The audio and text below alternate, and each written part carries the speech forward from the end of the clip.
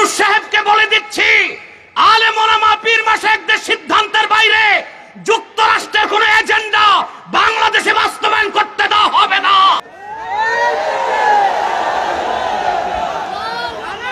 আলহামদুলিল্লাহি রাব্বিল আলামিন والصلاة والسلام على محمد صلى الله عليه وسلم نبي الأنبياء والمرسلين الذي أكمل الله به قصر النبوة أي ختم الله به النبوة وحكما لا نبي بعده وأعلن في القرآن بالبرهان أن محمدا صلى الله عليه وسلم خاتم النبيين والمرسلين قبل 15 سنة أما بعد সম্মানিত সভাপতি, ছাত্র জনতা, তৌহিদি জনতা, আপনাদের সকলকে ধন্যবাদ।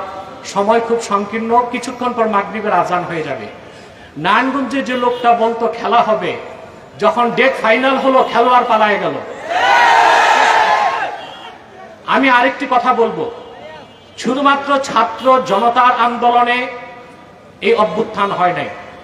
সুদীর্ঘ 15 বছর হেফাজতের নেতৃবৃন্দ কারাবরণ করেছে। শাপলা চত্বরে আমার দেশের কওমি মাদ্রাসার তরুণ সন্তানরা জীবন উৎসর্গ করেছে। ভারতীয় আধিপত্যবাদের বিরুদ্ধে, মোদী বিরোধী, ভাস্কর্য বিরোধী আন্দোলনে বাংলাদেশের ইমানদাররা, ইসলামপন্থীরা জীবন দিয়েছে। সেই ক্ষোভ বিস্ফোরণের আকারে বহিঃপ্রকাশ ঘটেছে ছাত্র আন্দোলনের মাধ্যমে।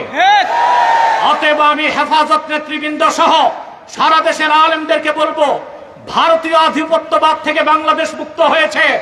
হাসিনার বিদায়ের মাধ্যমে দেশ একটি আযাব মুক্ত হয়েছে। মার্কিন আগ্রাসনের আযাব যেন বাংলাদেশে না আসে।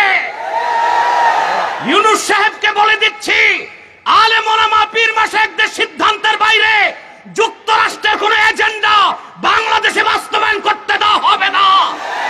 সেজন্য প্রয়োজনে আরেকবার বাংলাদেশের মুসলমান রক্ত দিতে বাধ্য হবে।